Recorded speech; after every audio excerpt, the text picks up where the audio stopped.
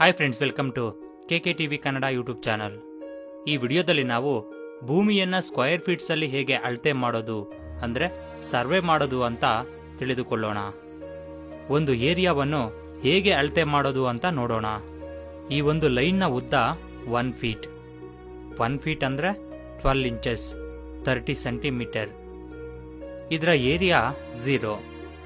ಯಾವುದೇ ಒಂದು ಲೈನ್ನ ಏರಿಯಾ 0. ಯಾಕೆ ಅಂದ್ರೆ ಕೇವಲ ಉದ್ದ ಮಾತ್ರ ಇರುತ್ತೆ, ಅಗಲ ಇರೋದಿಲ್ಲ. ಅದಕ್ಕಾಗಿ ಆ ಲೈನ್ನ ಏರಿಯಾ 0. ಇಲ್ಲಿ ಒಂದು ಏರಿಯಾ ಇದೆ. ಇದರ ಉದ್ದ 1 ಫೀಟ್, ಅಗಲ 1 ಫೀಟ್. ಇದರ ಏರಿಯಾ ಬಂದು 1 ಫೀಟ್ ಇಂಟು 1 ಫೀಟ್ ಅಂದ್ರೆ 1 ಸ್ಕ್ವೇರ್ ಫೀಟ್. ಅದೇ ರೀತಿ ಈ ಏರಿಯಾ ನೋಡಿ, ಇದರ ಅಗಲ 2 ಫೀಟ್ ಇದೆ, ಉದ್ದ 2 ಫೀಟ್ ಇದೆ.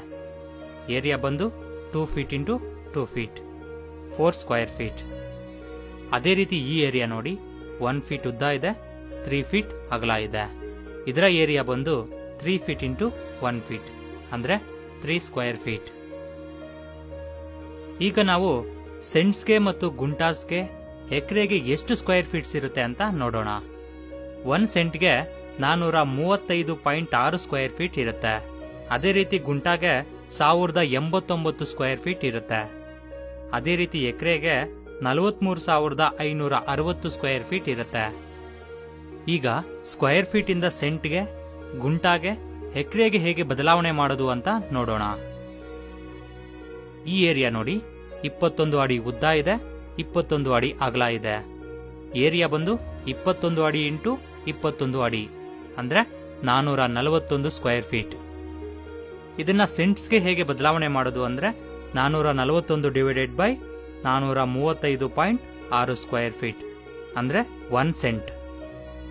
ಇದನ್ನ ಗುಂಟಾಸ್ಗೆ ಹೇಗೆ ಬದಲಾವಣೆ ಮಾಡೋದು ಅಂದ್ರೆ 441 ಡಿವೈಡೆಡ್ ಬೈ 1089 0.4 ಗುಂಟೆ ಬರುತ್ತೆ.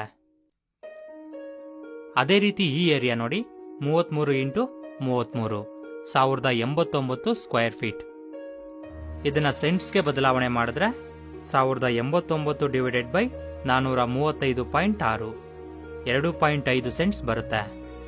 ಗುಂಟಾಸ್ಗೆ ಕನ್ವರ್ಟ್ ಮಾಡಿದ್ರೆ 1089 ಡಿವೈಡೆಡ್ ಬೈ 1089 1 ಗುಂಟೆ ಬರುತ್ತೆ.